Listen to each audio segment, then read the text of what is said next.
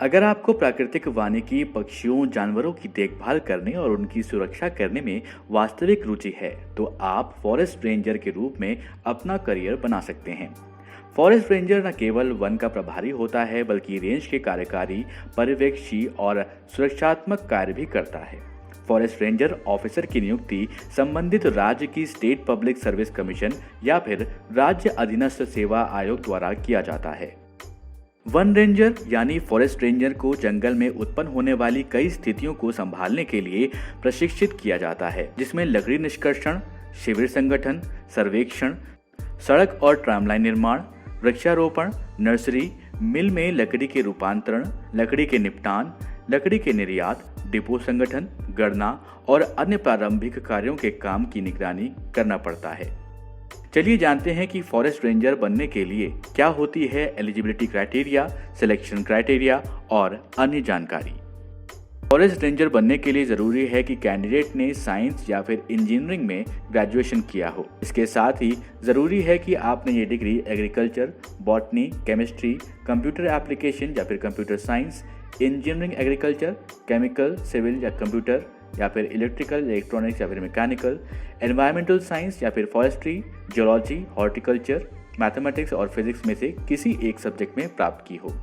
आयु सीमा की बात करें तो 30 साल। इसके साथ ही गवर्नमेंट एम्प्लॉयज SC/ST को सेंट्रल गवर्नमेंट के नियमानुसार 5 साल और OBC कैंडिडेट्स को 3 साल का एज रिलैक्सेशन दिया जाता है। हालांकि विभिन्न राज्यों के लिए ये अलग अलग भी हो सकती है।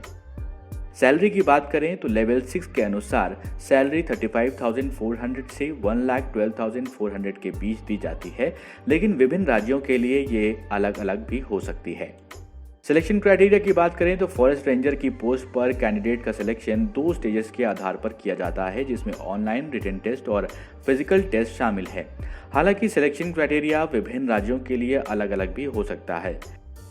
स्टेज 1 की बात करें तो इस टेस्ट में जनरल एप्टीट्यूड, जिसमें intelligence, reasoning, general awareness, quantitative aptitude, English comprehension और फिजिक्स, केमिस्ट्री, मैथ्स या फिर बायोलॉजी, टेक्नोलॉजी एंड एनवायरनमेंट से क्वेश्चन पूछे जाते हैं।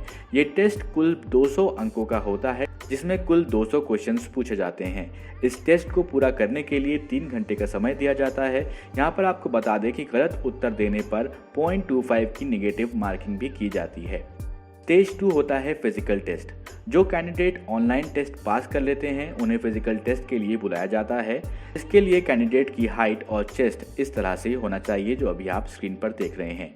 मेल्स की बात करें तो हाइट 163 सेंटीमीटर होनी चाहिए और चेस्ट गर्थ जो है वो 84 नॉर्मल में और एक्सपेंशन में 05। फीमेल के लिए 150 सेंटीमीटर हाइट होनी चाहिए, चेस्ट गर्थ 79 नॉर्मल में और एक्सपेंशन में 05 होनी चाहिए। वहीं असम, भूटानी, गढ़वाली, गोरखाओं, कुमाऊं, लद्दाखी, मिजो, नागा, नेपाली, सिक्किम और अरुणाचल प्रदेश के कैंडिडेट्स को हाइट में कुछ इस तरह से छूट दी जाती है। मेल कैंडिडेट के लिए 152 सेंटीमीटर और फीमेल कैंडिडेट्स के लिए 145 सेंटीमीटर। फिजिकल टेस्ट क्वालिफाई करने के लिए पुरुष महिला उम्मीदवारों को पैदल ही 4 घंटे के भीतर क्रमशः 25 या फिर 16 किलोमीटर की दूरी तय करनी होती है। यहाँ पर मतलब ये है कि पुरुषों के लिए 25 किलोमीटर की दूरी और महिलाओं के लिए 16 किलोमीटर की दूरी। स्टेज 3 की बात करें तो डॉक्यूमेंट वेरिफिकेशन होता है। जो कैंडिडेट्स रिटन टेस्ट और फिजिकल टेस्ट को पास कर लेते हैं उन्हें डॉक्यूमेंट वेरिफिकेशन के लिए बुलाया जाता है, जिसमें क्वालिफाई होने वाले कैंडिडेट्स को अपॉइंटमेंट लेटर दिया जाता है।